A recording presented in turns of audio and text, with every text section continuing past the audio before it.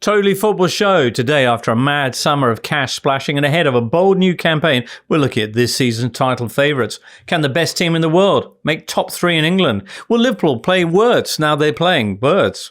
How will the 2 Pep programme work out for Man City? And after more bridesmaids performances than a man I feel like a woman, are Arsenal now anyone's match? Plus, we peer through the Isak haze to talk Newcastle, chat some Spurs in Championship 2 in this Totally Football Show. Tuesday, 13th of August. Lovely to be back with you, listener. Lovely to be back in the studio with my pals, Charlie Eccleshare. Hello. Duncan Alexander. Hello. And watching from a safe distance, Daniel Storey. Good morning. Happy new season. Happy new season, Daniel of the Eye. Daniel, what does the man who's done the 92 do next? He goes on the road. He notes that 60 games is quite a lot fewer than 92, and he does 60 long reads around England and Scotland and Europe and anywhere else. I like it. Was that from your editor or from Mrs. Storey? That was from me. Mrs. Storey would be both offended at being called Mrs. Storey, I think, and be offended at the notion that she didn't want me away for 92 games. She was fine last season. Excellent. Well, there's so much to look forward to this summer, not least your On the Road. What's the catchy title for it? Yeah, On the Road, yeah. Has that been used before? Anyway. Certainly 150 times, yes.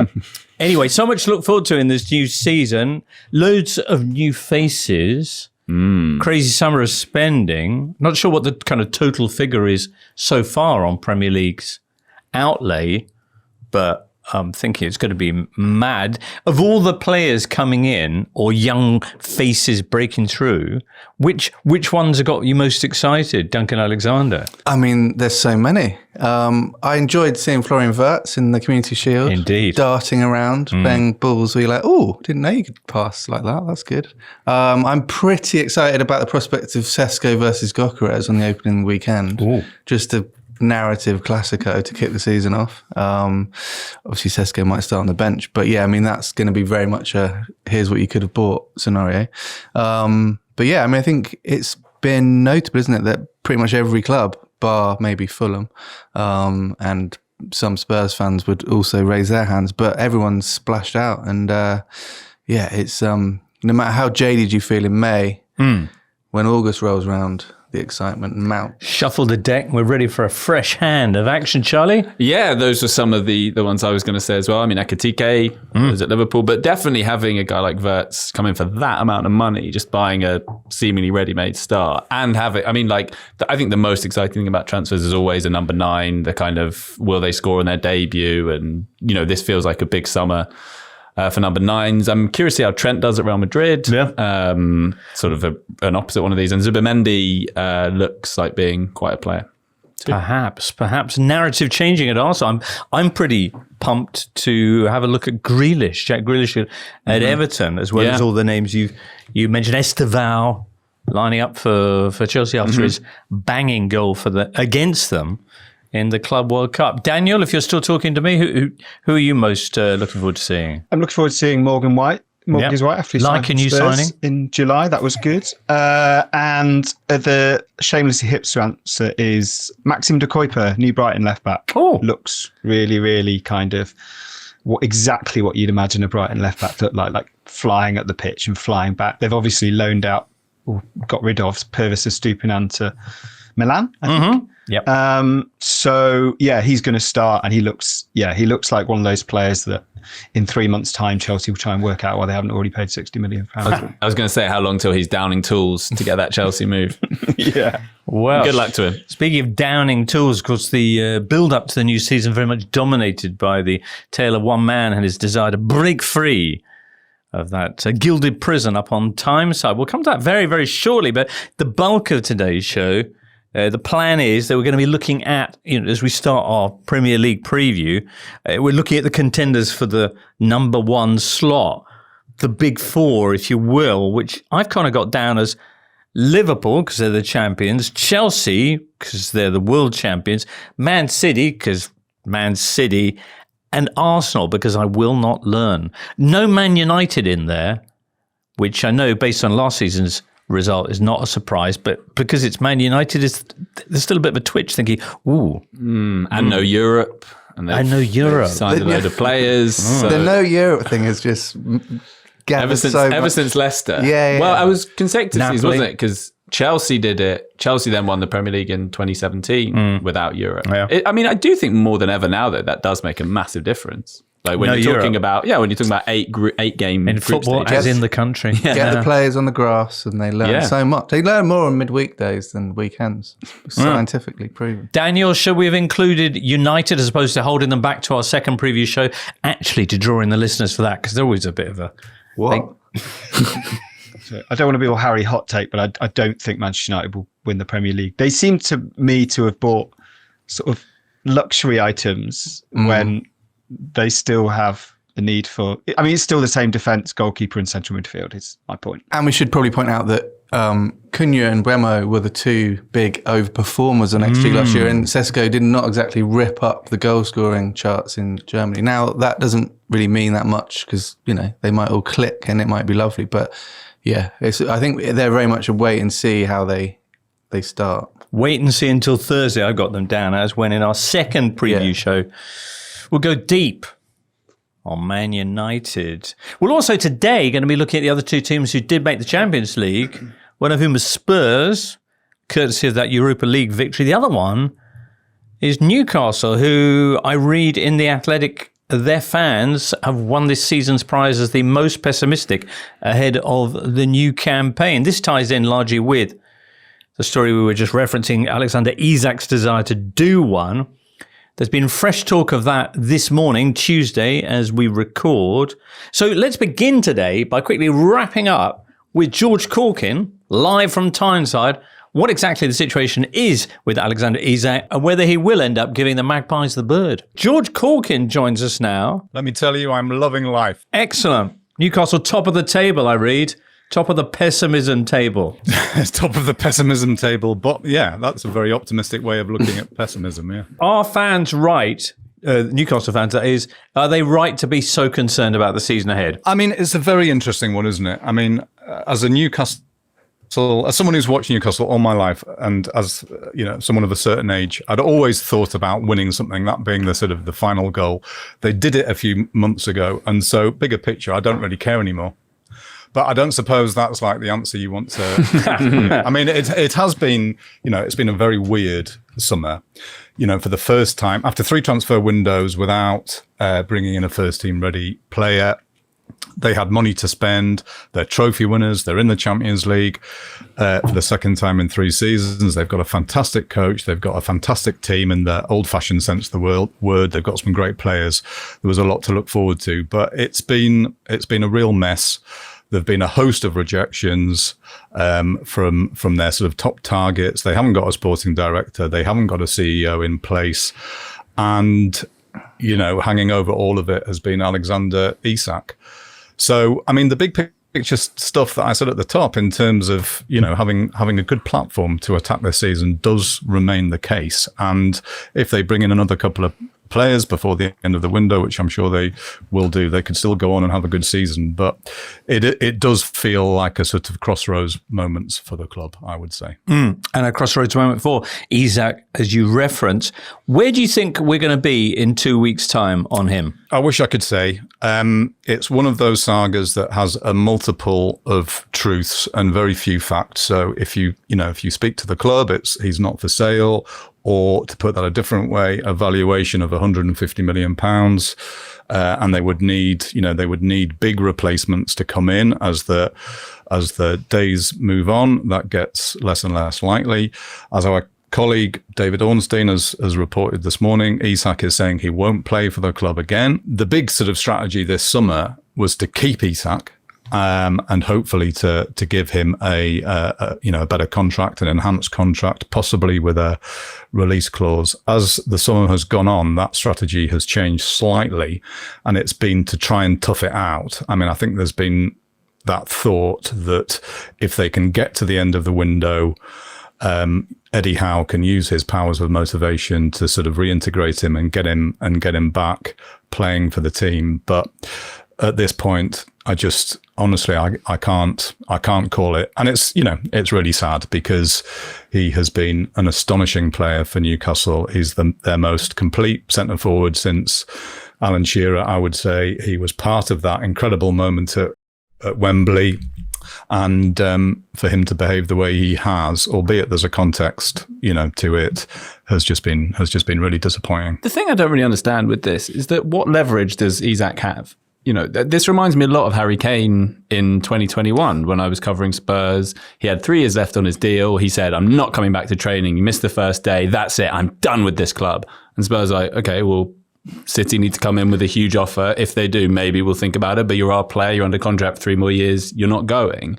And as much as he can say, I'm never playing for you again, ultimately, I kind of feel like if Newcastle can sit out the window, he'll miss 3 league games max if he does stick to this, so I'm going to sulk. And then what does he do? He'll get bored and he'll play again and everyone will kind of forget about it. I know this feels huge and epochal and like, oh, this is the biggest thing ever. But Suarez was the same with Liverpool. He was like, I'm never playing for you again. Well, guess what? He did. And he had his best season ever with them. Kane stayed for 2 more years, was brilliant. I know it's like awful when your best player's doing this, but I just don't really see what he can do. Newcastle hold all the power here. He's got 3 more years on his deal.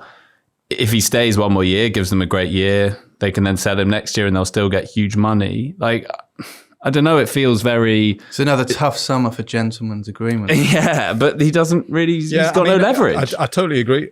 Yeah, I totally agree with you, Charlie. And I think that's what Newcastle would hope. And obviously, you can say you're not going to play again, but then, oh, look, here come the Champions League fixtures. Yeah. This is absolutely the platform that Isak would want. There's a World Cup at the end of it. There's that to play for. So, sort of logically, absolutely what you say there is correct. And I'm sure that's what kind of Newcastle are hoping for. In the present, though, it's very, very toxic. And, sure, yeah. To have somebody training apart from the first team as he has been, that sort of thing can be a dressing room killer. And, you're talking about something bigger than one player.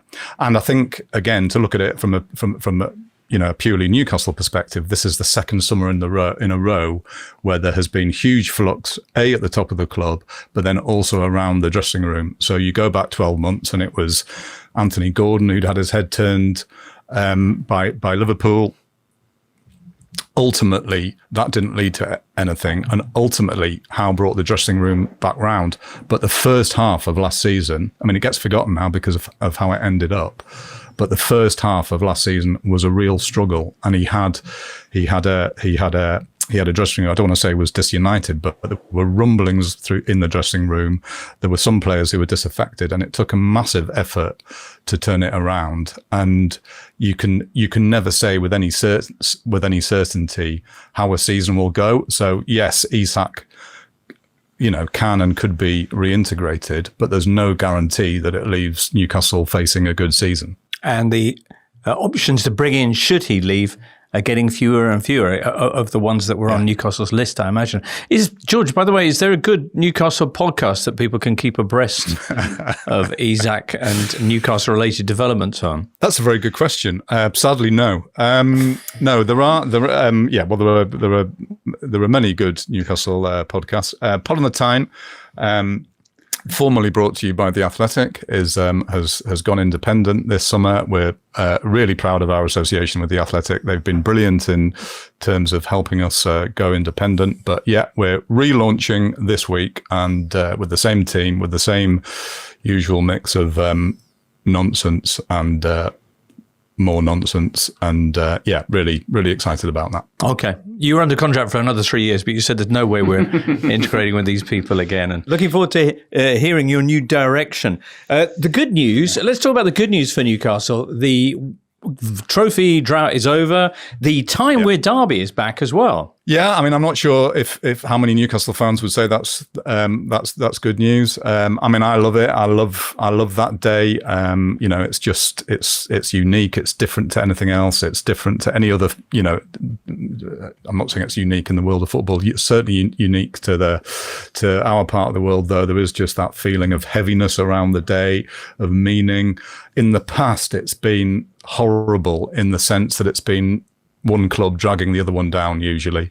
My dream has always been that it could be two clubs lifting each other up and competing for things at the top of the table. Obviously, it's going to be very tough for Sunderland, although they've done a lot of business in the window. So see how that pans out. But yeah, I can't wait. Those fixtures are what it's all about. Newcastle supporters topping the Athletics pessimism league. Where do you stand? Are you cautiously optimistic? Where would you forecast Newcastle's season going? I don't want to make it all about me. I mean, I do, obviously, but when I was at the Times, I used to call myself a chronicler of misery because Northeast football was so sort of bad at the time. What I didn't know was that my bosses, my colleagues at the Times, actually called me the Pope of Mope. Which I found out about after I left to join the Athletic, and I kind of love that. So this is my natural habitat. This is me at my very best. I mean, I don't want joy, being good, as this summer has shown, being good is vastly overrated. It's really quite difficult. So, just give me misery. I think, to be serious, they do have a great team and they have a great coach. I think if they can get to 6th or above, then I think in these circumstances that would be a terrific season. George, look forward to hearing you on Pod on the Time and hopefully from time to time with us here on Totally Football Show, and enjoy what's set to be a busy week or two in the meanwhile. Thank you. Well, from the Pope of Mope to the guys with size. Daniel, what's your take on Isak and his hatred for everything Newcastle related? I do think, I know those examples of Kane and Suarez, and you can go back to the kind of the 90s and Van Hooijdonk and, Odemwingie literally driving to a different club and all that stuff. This one feels slightly different to me just because I think since then we now increasingly live in the age of the kind of transfer rumour micro update, so that everything that happens is a big story of that day. I think just the amount of briefings and the severity of the briefings and how quickly this is and how badly this has escalated does feel different. I also think the two fan bases concerned make it different. Newcastle invest a heck of a lot emotionally into players, and they definitely have done with Isak, and rightly so, because they created an environment in which he has developed and flourished and taken them on. And let's face it, they've taken him on as well. They paid a lot of money for someone who was not a guaranteed product when they signed him. And the demand of Liverpool fans initially for this deal to be done, probably more online, I think, than in person, but it just feels like it's kind of this sort of really nasty tidal wave that sort of washed over everything. And I do think that makes it different. I also think, George touched on it, but the lack of structure at Newcastle really hasn't helped this situation. I think we're led to believe that Isak believes he was due a contract when Paul Mitchell came in as director of football, and then that was sort of put to one side, and then there was a messy exit for Mitchell, and then he still hasn't been formally replaced. And I think that absence of structure, that kind of leadership vacuum, that's the thing that should be of some regret here. You can't really change. Newcastle couldn't have done any more for Isak in terms of creating an environment for him and in making him feel loved and in, turning him to an elite footballer. But they could have done something else there, and that'll probably be the lasting regret. If the deal goes ahead. I think that's true, Daniel, but I just think by September, were they to stick it out, we'll have moved on to something else, and we won't have all the transfer obsession in quite the same micro-updatey kind of way. That is true, but the only thing in between now and that glorious era of freedom is Newcastle v Liverpool on Monday the 25th of August, which A, you imagine would be quite a good atmosphere, and B, you do wonder whether something might happen after that. Like, if you were Newcastle and you were resigned to selling Isak, you'd probably hold out till after then for Viz, if nothing else. There was a good one a couple of years ago as well. I really like when Caicedo in the January 23 window was basically like, I'm not coming to training. I'm done with this club. And they were like, okay, yeah, we'll take a couple of weeks off and we'll see you in February. And sure enough, that's what happened. There you go. He kind of got bored, came back and was really good, and then left for loads of money that summer. At work, everyone should try that. It's like as a kid, you sulk, you go into your room and you're like, slam the door. And then you're just like, I'm quite bored of being in my room on my own. I think I'm going to go back downstairs. Yeah. Yeah, I do. I mean, you mentioned there, Dan, about kind of micro updates. And I do think it is interesting with a club like Newcastle that, they have the most pessimistic fans off the back of this summer, and I get it, but it does also speak to the fact that summers now are so dominated by transfer talk and the fact that day by day you've got these dopamine rushes of, oh my gosh, we're linked with this player. Oh, he's gone for someone else. And it's this kind of like these whirlwind romances that develop in fans' mind. If you actually take a step back, if you were actually to kind of take a step back, you say they're in the Champions League, they've just won a trophy, they have made a cut, they're about to sign Magpies for what, 35 million. They signed Elanga for 55 million. So, those are two signings. The window's still a few weeks left. They might make some more signings. And if Isak were to stay, that they might end up, and it's not been like this horrendous period that in the round, it's just that day by day, now that these updates are so transparent and we have all these ups and downs, it kind of feels that way. Liverpool, Premier League champions. Are they the team to beat? Question mark. Well, Crystal Palace did on Sunday. Palace who spent, I think, about two. Did they, though, says Duncan? Kind of did, though. They took that trophy. Oh, trophy's a shield. So. Took the shield. Took the shield after a draw, not the trophy after a win, I think is the official stance. Well, one or two takeaways from Wembley, which are always a slightly dodgy proposition, but what's going on at the back for Liverpool? How's Mo Salah going to fit in? But then also on the other side, how brilliant does it look like the season's going to be for Liverpool fans watching Ekitike and Wirtz?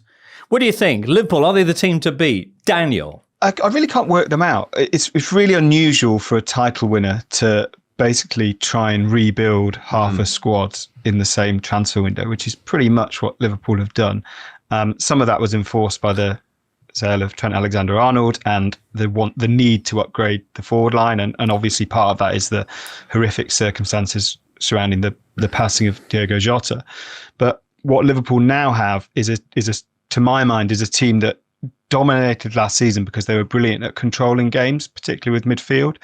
And I don't really know how that works now. I'm not saying it doesn't work. I'm just saying I don't know how it works because Jeremy Frimpong is one of, if not the most attacking fullback in Europe, if that's where Liverpool are going to play him every week. Milos Kerkez is not that far behind on the left. And I think it's fair to say that whether they sign Alexander Isak or not now, they will have more of a front three. So if it's Ekitike, Salah and Isak, they are all players who want to stay really high. And they are now trying to kind of integrate Florian Wirtz into a three-man midfield, I guess. And he is a really attacking player as well, and that's what he wants to do. He is also really hard-working, but it's hard to see how that balance remains and how they can control games if the players are playing to their strengths, because I think you basically have 7 outfield players who want to play high up the pitch, and that's really hard to manage. They are still the team to beat, but this is not a case of kind of, to use a Liverpool phrase, we go again. It's not like a business as usual situation. It's almost it almost feels like more of a first season for Arne Slot than last season did, which is a bizarre thing to say. Could be slightly overbalanced. Good thing Virgil van Dijk shows no sign of suddenly falling out of form. He always is rusty in pre-season and then is fine when it starts. I mean, we saw in the Community Shield that, I don't think a midfield of Szoboszlai and Jones is going to stop many teams. So, I mean, Gravenberch obviously was one of their key players last year. He's suspended for the first game, so you'd imagine McAllister will be back in.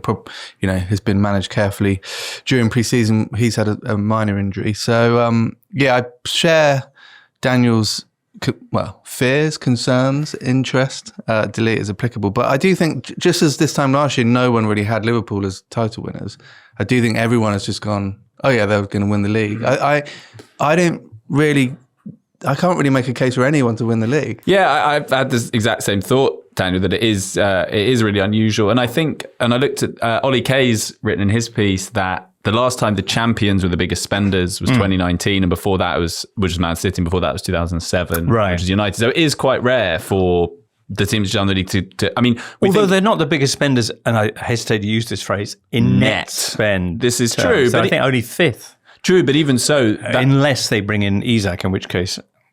Sound the net spend klaxon. Sure, but even that speaks to the churn. Yeah, it's kind of amazing, and you think as well. I think maybe we are slightly underestimating the importance of Trent and Andy Robertson. Like that has been such a key part of their success for the best part of a decade. Right. And because Trent happened so long ago, it kind of, and it was heavily trailed, it feels like that's old news. But that's a big thing. But that was also part of the good news, I guess, of Sunday, was watching Frimpong and Kerkez. Because if you have to replace two fullbacks like that, you'd be hard pressed to come up with better alternatives than Kerkez and Frimpong. Frimpong obviously looked electric. For sure. But I mean, how many times have we seen great debuts and then actually is that sustainable over 1 year, let alone 2, 5, 10, like these guys? Remember the Community Shield 3 years ago where Núñez looked amazing. Yeah. Haaland missed a complete sitter.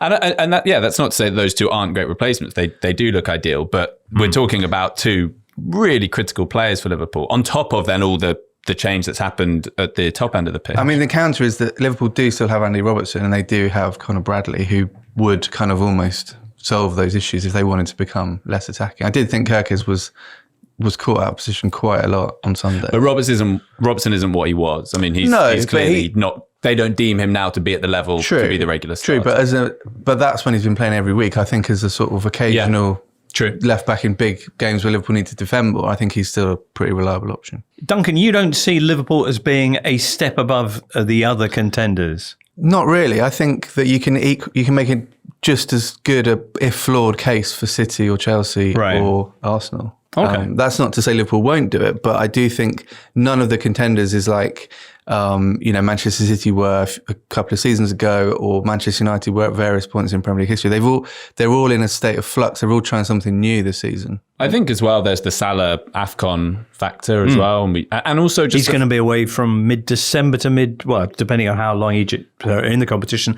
till potentially mid-January. Yeah, and I think he'll miss some quite big games then, and also, someone like him who was at such a crazy level last season, that's always a curiosity. Can he sustain that, especially the age that he's at? I also think, and this is boring to say in some ways, but last season showed, you mentioned, Duncan, that Liverpool didn't go in as the big favourites. Last season kind of showed us that stuff does happen that you just can't really foresee. Like the things fell, like, I'm not saying they didn't deserve to win the league. Of course they did. They were by far and away the best team, but things fell for them. City lost Rodri for the season. We didn't know that was going to happen. And I think Arsenal lost Odegaard, then Saka. And you just don't know that. Maybe Liverpool will lose a key player. But I think you're right, Duncan, that they're all close enough that I think any of them could win if things certainly fall in their favour. I think it's exciting. I think it's one of the most kind of like up in the air starts to Premier League season for a long time. And that actually makes it good. In particular, it looks like being potentially tremendously exciting, Daniel, with the prospect of 4 up top with Salah, Ekitike, Wirtz, and if they bring in Isak, is that madness? Or Gakpo if not? Yeah, I mean, they have got a huge amount of options. I do think that under Jurgen Klopp, Liverpool tended to go in, I think, non-deliberate. It's just how it shook out. But Liverpool tended to go in waves of targeting Premier League and Champions League. I do wonder whether, having won the Premier League last season, whether, I don't know if you ask supporters now, maybe this is like a Champions League Liverpool season. It feels like a team that has got so many weapons that in an individual match, the options they're going to be able to bring off the bench in the final third are extremely good. If Mohamed Salah gets through AFCON unscathed and is back to hit the Champions League knockout stages at full speed, assuming Liverpool get there, I wonder if this is a season of Liverpool kind of maybe just going for the Champions League. Though obviously supporters want both, but I completely agree with the other two that it's the excitement of this season for me. I did my enforced predictions for the paper this morning, and I think I pretty much had them all the same top 4 in order, with the caveat that I'm just doing this because I don't know enough that's changed from last season, if there's enough evidence. And you could genuinely roll them all out in a completely different order. But one little prediction now, will Isak end up at Anfield in the next few weeks? Duncan? Yes. Daniel? Yeah, I'm leaning towards yes. Charlie? I've felt like no throughout, so I'm going to stick with that. So Liverpool have tooled up for another campaign. Who are their likeliest opponents for the title? Arsenal, who've been runners-up for the last 3 seasons. City, trying to bounce back from their first trophyless campaign in 8 years. Or champions of the world, Chelsea, who were also, about a month before that, the 4th best team in the Premier League. Who's your money on, Charlie? I don't know. It is really difficult. City so much depends on Rodri and how fit and injury free, he's able to stay this season. Obviously, we gather he'll miss the first few games of the season as it is, and you tend to see, post ACL, players are more at risk of other injuries, even if they're not serious ones necessarily.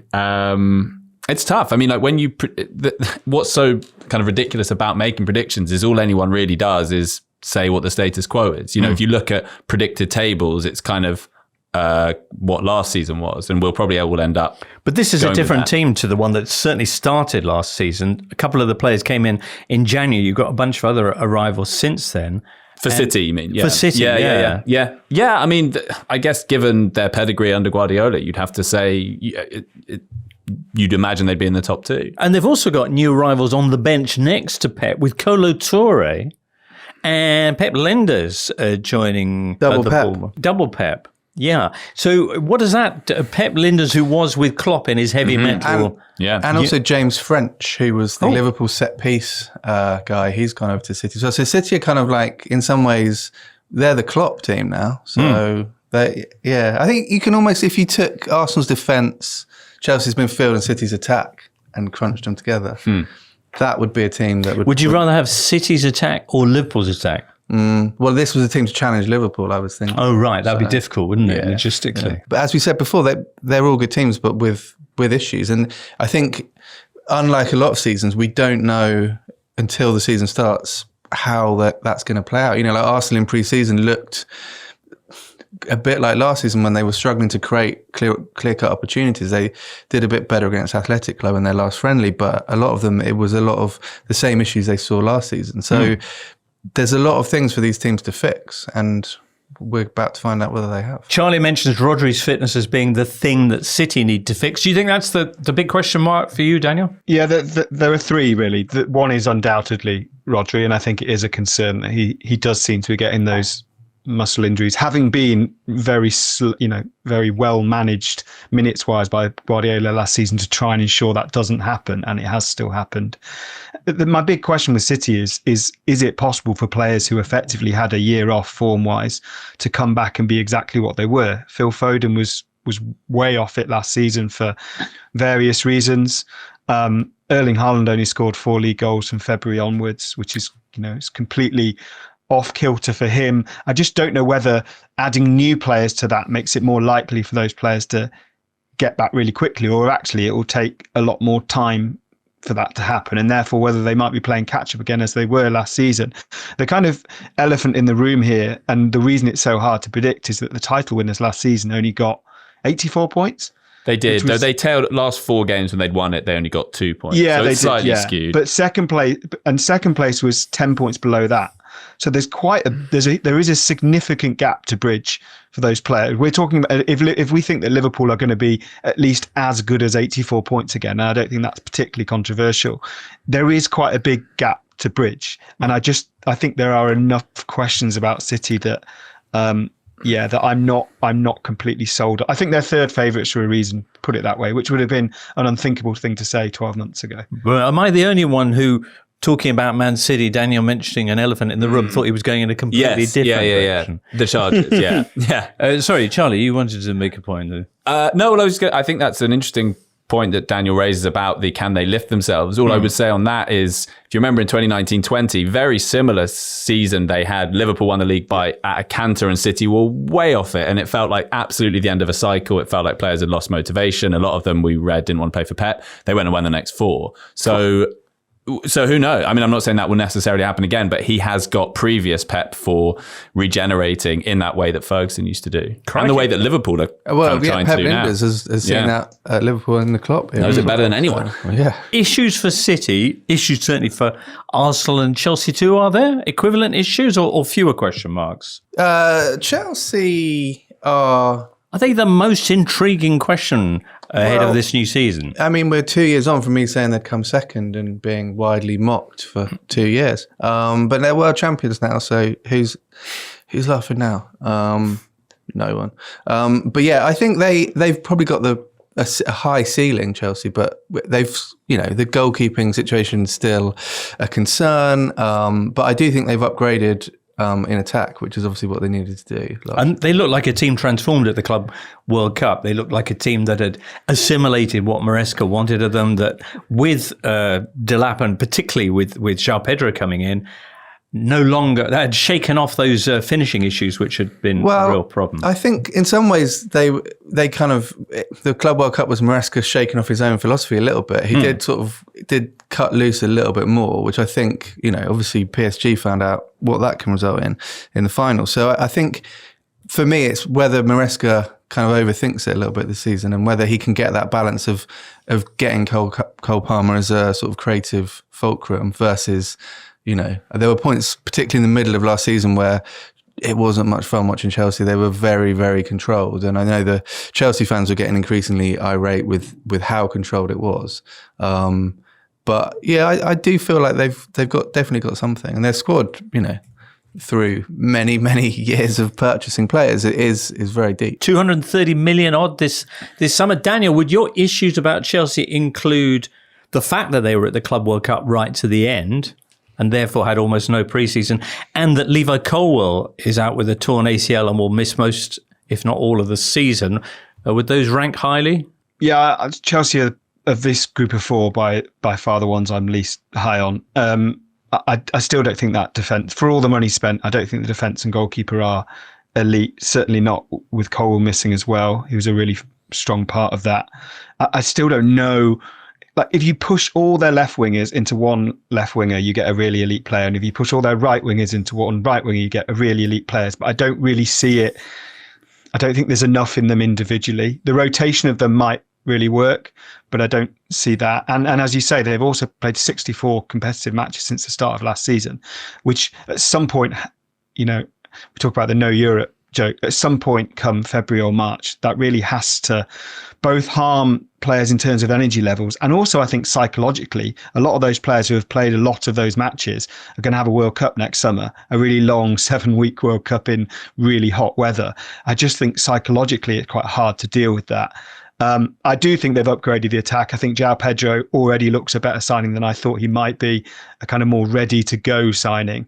But I don't think, I have them kind of in their own league in fourth place, basically. They also had the Champions League this season. Last season they had the Conference League, which they would heavily rotate for. So that's a big ask of your squad. We saw that with all the teams that were in the Champions League last season, suffered injuries to varying degrees. Right. So not Chelsea then.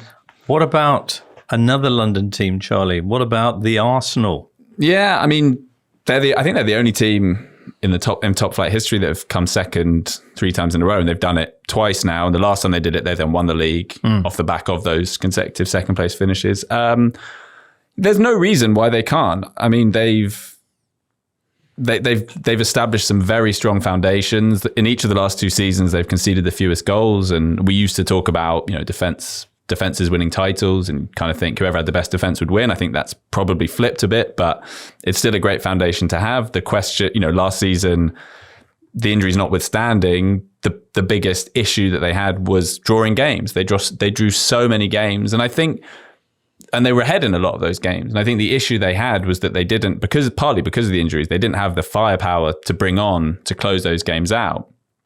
They have addressed that, and I think what may be decisive, having talked about transfers and their importance, is, can they get another player in to bolster the left-hand side? Because they've been so strong on the right for a long time. It's the left where they're kind of good but not great, which means teams can focus on getting Saka and Odegaard out the game. If they were to bring in an Eze or someone like that, that obviously elevates them. The Gyökeres factor is a big unknown, because finally they've done what everyone has said, which is, you've got this great team. All you need is a guy to come in and score a load of goals. Simple, you'll win the league. We'll see if Gyökeres, if he can do that, but B, whether the team not suffers necessarily, but has to shift in the way that City did with Haaland. They had to alter their way of playing. So it's going to be really interesting. And Zubimendi, who I mentioned at the top, he looks like he might be the most important signing, more so than Gyökeres. I mean, he looks like he could be their Rodri. Him and Rice are combining really well. I mean, again, with the massive caveat that you can never judge anything from pre-season games, but they have worked well together. How strong are you on Arsenal, Daniel? Yeah, I am strong. I think my big it's fear is the wrong word, it's too strong, but my big kind of question mark is whether they can deal psychologically with what I would now call as a no excuse league season. I think there were valid reasons to finish second in each of the last 3 years, and they should feel very proud to have done that. But the signing of Gyökeres, as well as changing how the team operates, it also has to change the mindset. Everybody knows that everybody has said, as Charlie mentioned, they only need this and they win the league. Well, they've got this now, and there are no excuses. And finishing second this season will not be viewed as a success in the way that it may have been in the last 3 years. Sometimes you're saying there are no excuses, but what about the ball? It's going to be manufactured by Puma, and I understand they've had difficulties with that in the past. Well, that kind of play, that brings me to, you bring me to Mikel Arteta there, because there have been times when his management style of playing on the edge or coaching on the edge, literally of the touchline, if you ask Richard Keys, but it's all felt quite fraught. And the weird thing about last season, as Charlie mentioned, is that they drew quite a lot of games and it actually felt quite flat. It's going to be finding the balance between, having that upbeat, we need to be up tempo to win games, and also not getting too frayed, because they did get a bit too frayed in previous seasons, particularly 2 seasons ago. I'm fascinated to see how that works. If they manage that right, there's no reason why they can't win the league. But I kind of fear that if Arsenal are comfortably second or third in November, December, it's quite easy to see how everyone gets a bit frantic and thinks this is our time, and we can see it slipping away. Just on Kesey, he did point out that Gyökeres has used the Puma ball before in Portugal, so he should be up to speed with it. Excellent. Nice. And did so well with it. He also pointed out Jack Grealish might play at Goodison, which seems unlikely. But Arteta is, I think the fan base, the wider Arsenal fan base this is Arteta's last big chance to win a league for them, I think, in terms of it's come so close for so long. I think if you look at why it didn't work as well last season, why, as Daniel says, they drew a lot of games, Odegaard really dropped off and was unable to sort of break down opposition defences. And out for a lot of the season and then recover. Yeah, true, very true. But you wonder how much, firstly, Ethan Ranieri will get a chance to play this season, and whether Arteta will be tempted to plunge 15-year-old Max Dowman into action. 15-year-old Max Dowman, who has featured heavily in pre-season. How excited should fans broadly across the spectrum be about this youngster? He does look special. I mean, it's impossible to get your head around the fact that he's 15. I mean, it's so crazily young, and he does. I mean, again, it is different intensity, but he played against teams like Newcastle, and it didn't feel like they were going easy on him. The opposite, in fact. He got an early reducer from Joelinton, and yeah, he does look pretty tasty. I don't imagine we'll see a huge amount of him this season. That feels a bit crazy. What position is he, Chuck? He plays kind of where Saka and Nwaneri do. I mean, they've produced this crazy group of incredibly talented left-footed attackers who play out on the right. So in pre-season, he's played as a kind of conventional right winger. I don't know if as he develops, he might move inside a little bit, which is what Nwaneri's done, having played on the wing last season. The idea, I think, is that he'll play a bit more centrally. But at the moment, he just gets the ball, stands defenders up, twists them inside out, can get to the byline. Seems like he's got a decent right foot as well. I mean, those in the know sort of say he's the best English prospect since Wayne Rooney. If it doesn't go perfectly for Arsenal, will Arteta just start using everything at his disposal, which could include Dowman? The Arsenal youth. Right, they've got a tough start, haven't they, the Gunners? In their first 6 games, they visit Old Trafford, Anfield and St James's, while also welcoming Man City and Nottingham Forest to the Emirates. It all begins with Man United away. Spurs winning the Europa League. Seems so long ago now, doesn't it? Of course, so much has changed since then. Son has gone. Maddison's done his ACL. Ange has gone. Morgan Gibbs-White has left them at the altar. But as the new season rolls into view, not only have you got Champions League football, you've also got one of the most exciting managers in the Premier League, Thomas Frank. Is that fair? Mo Kudus coming in from West Ham. And less exotically, but still, almost perhaps more influentially, João Palhinha coming in from Bayern Munich, which, when you think of the numbers he used to produce at Fulham, could be a real change for Spurs. Daniel, what are your thoughts on Tottenham Hotspur this season? Higher than 17th? Higher than 17th. João Palhinha is I cannot think of a more fitting player for that kind of, you walk into a pub and hear someone saying, I really like that João Palhinha sign. That's exactly what Tottenham needed, that energy in midfield. It is perfect for that. And to be fair, that man in the pub is pretty much right. I'm still slightly underwhelmed at how I hoped that getting Thomas Frank in, who was at a club at Brentford, who were, as well as being smart on a lot of things, were really efficient with transfers. In the last few days, Frank has kind of slightly hinted at this. He sort of said, paraphrasing, but he sort of said, Brentford is a club that gets stuff done, whereas at Tottenham we seem to be talking quite a lot and there's a lot of meetings about things and then we push forward. I'm slightly surprised that they haven't gone harder early, because what new managers need, particularly those that step up to a club in the same league and a club with more pressure and more scrutiny, they obviously need a full pre-season, which he's had, but they really like getting the transfer business done early, so then that they can effectively create a squad and not have to, do anything with it during August while the games start. And they haven't really done that. I know they've signed Kudus and I know they've signed Palhinha, but there's still quite a lot of work to do, I think, with that squad. I think he will benefit massively from being a very good defensive coach, replacing a guy who played with a suicidally high line at times for most of his Tottenham reign. I think that'll help him, and I think that organisation will probably take a little bit of getting used to for Tottenham fans, because it won't be quite as swashbuckling, but it will make more sense. But I just don't know how those attackers create chances playing as Brentford did. I don't quite get that working yet. And I think they really need a number 10, because Maddison, it looks like he's going to be out for a while. Sadly, I don't think Tottenham can ever fully trust that they're going to get a full season out of him. So, yeah, they need a player to sort that. And I'm slightly concerned that it's happening so late. But then Tottenham fans will say that's always the way. Eze, they are back in for, apparently. They're back in for Eze, yes, are they? Good point, yeah. Heung-min Son now of LAFC. I felt a little bit sad that he didn't get to bow out in North London, as opposed to it all kind of coming out in the middle of an Asian tour. It was an Asian tour, wasn't it? Yeah.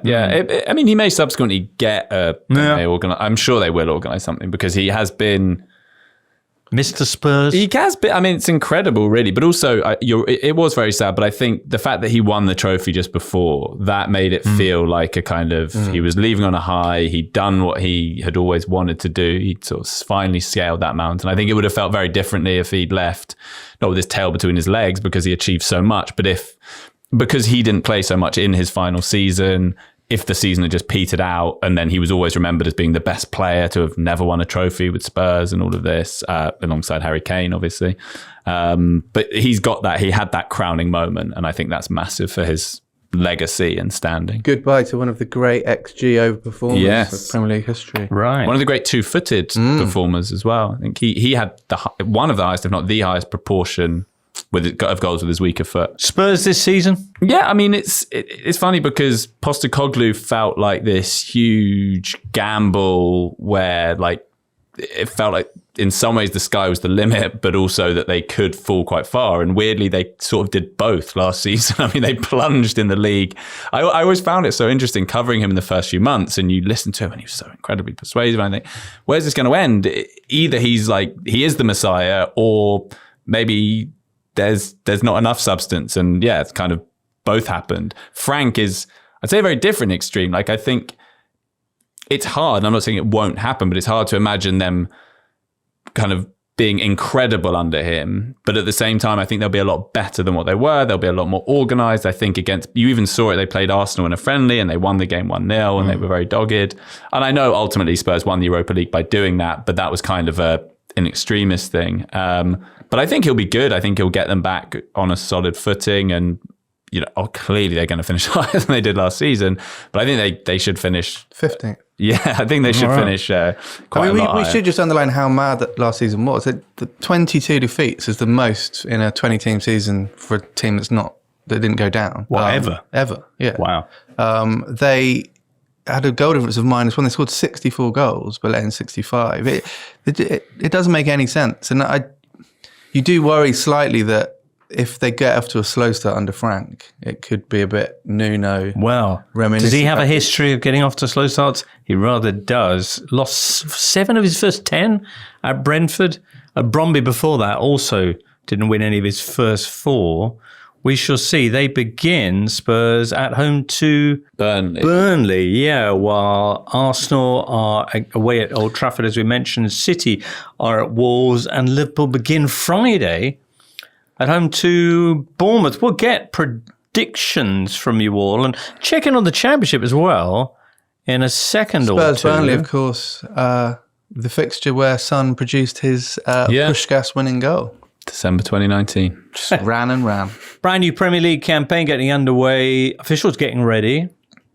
Some new regulations for them. If you watch the Club World Cup, you'll know all about the 8-second rule, which sees a corner awarded to the opposition if your goalkeeper hangs on to the ball beyond that time limit. The Athletic's Adam Leventhal has been along to the referee's pre-season training camp to ask why on earth they do what they do and how they're getting ready to do it this season. That's a special podcast that you can hear from The Athletic. Is that out now, guest producer Lucy? Yes, it is. There you go, listener. Stick around here, though, for a minute or two more, because very shortly we'll be chuckling away at some top 4 predictions right after I ask if anybody saw what happened this weekend in the Championship. Championship got underway. Duncan, I know you'll have been concerned with Wickham in League One. Lost 2 out of 2. About to sell your top scorer from last season? Yeah, Richard Kane's off to QPR, I think, which, I mean, fair enough. He's earned the move. Yeah, I went to Bradford on the opening day. That's how hyped up I was for the new EFL season. They've played okay. They've been a bit defensively lax, but they're playing a new style. They're the team with the highest sort of possession and pass completion rate in League One. So that's nice. It's a whole new ball game. Daniel, you went across to Leicester against Sheffield Wednesday, crisis club. Well, both crisis clubs, to be fair. On Sunday, how was that? Yeah, I went to spend the day with Sheffield Wednesday supporters who were protesting, organised by the Supporters Trust, against the ownership of Dejphon Chansiri by staying out of the ground or staying out of the seats until 5 minutes in. And it was one of those, you hear about these sort of protests quite a lot, and they seem to be slightly, whether they're badly communicated or whether some people just don't think it's worth it or just fancy it. But it says a lot about the severity of the situation and the way in which it's brought Sheffield Wednesday supporters together, that the end was basically empty at kickoff. And it was the game was on Sky. That's why they did it. It got big coverage. Leicester fans, when the Sheffield Wednesday fans came in, the referee delayed a free kick and there was a big standing ovation from Leicester fans. It felt a big deal. So fair play to them and congratulations for that. I hope it makes one iota of difference in Chansiri lowering his asking price for the club and selling, because that relationship is completely and irreparably broken. And Sheffield Wednesday are one of the crisis clubs. Yes, they have now paid all outstanding salaries to players and staff, because I think they got their Premier League solidarity payment through. But yeah, effectively the club's not really being funded. So we see what happens next month and the month after and so on and so forth. They only had 16 first team players at the start of the season. They lost 2-1 and were absolutely magnificent. Took a 1-0 lead. But they had Barry Madden sent off for 2 yellow cards. He'll only miss 1 game, but they also got 2 players injured, muscle injuries, which, because they haven't had a pre-season, that's going to happen. So they're down very much to the bare bones. Elsewhere in the Championship, lots of interest around the 2 clubs automatically promoted from League One, Birmingham City and Wrexham, both of whom threatened to get important opening day wins. Wrexham ultimately were denied by those late goals from Will Still's Southampton. Well, Birmingham City cheated, were they, by that handball the handball call? law's been around since the 1880s. So wasn't there Sunday at Wembley, though, was it? No, fair. But I mean, as someone who supports a team who battled Birmingham and Wrexham last season and ultimately lost out, it was quite pleasant to see them both concede very late in their opening games. Wrexham, Phil Parkinson complaining about the disparity in resources in the Championship, which, it's true. All right, there were winning starts for Rob Edwards at Middlesbrough, Ryan Mason at West Brom, Gerhard Struber, who led Bristol City to a 4-1 win at Sheffield United. Did you catch Scott Twine's delicious set piece and less delicious knee slide afterwards? Yeah, heart and mouth stuff, that. I mean, I've said before, you should only be allowed to knee slide during GMT, not BST. So from October to March, slide away. Because of the pitch conditions. Yeah, softer turf, slicker grass. October to March, why would the turf be softer? Winter. Doesn't that make the turf harder? Nah. Colder, more dewy. Yeah, a lot of dew. Right. Yeah. Okay, drier. Because I mean, We're looking for non-dry Scott conditions. Twine was genuinely lucky not to. Yeah, he really was. Yeah. ACL to He looked in shreds. a lot of pain. He looked sort of limped away, but yeah, don't do it. Yeah. But Okay. Ryan Mason, I am interested, having twice covered him as sort of interim Spurs manager. Curious to see how he does get on in his first managerial job. Who've they got this weekend, Charlie? They're away at Wrexham. Oh, yeah. Good. Tough place to go. Before we wrap up, let's just return to the Premier League. And after much rumination, get your picks for who's going to finish where of the four teams we were discussing before. Have your predictions changed at all in the course of today's show, Charlie? Maybe slightly. Oh, yeah? Who? I don't know. I think I'll go Liverpool. As the winners. Yeah. Yeah. No, I'm going to go City as City to winners. win, yeah. Arsenal second, Liverpool Really? third, Chelsea fourth. Chelsea fourth. And has that shifted at all in the course? Oh, in the last 2 seconds. I mean, Really? I suddenly, Yeah. I find it impossible to call it really. Right. Okay, Daniel, any surer? No, but significantly more boring. I'm going for the same order as last season, I think, which is Liverpool, Arsenal, City, Chelsea. Good Lord. And Duncan? I think I'll go Arsenal first. Really? Yeah, I just To win the title? Yeah, it sounds outlandish, but it is technically possible. I've checked the regulations. And then I'll go City second, Liverpool third, Chelsea fourth. Well, on Thursday, we'll come back and talk about the other 16 positions that are up for grabs in this bold new Premier League campaign and other stuff too as we count down. Of course, by then it'll only be 24 hours or so by the time Thursday's show drops till the first game, that Liverpool-Bournemouth clash. So make sure you join us for that, listener. For now, it's many thanks to Charlie Eccleshare, Thank you.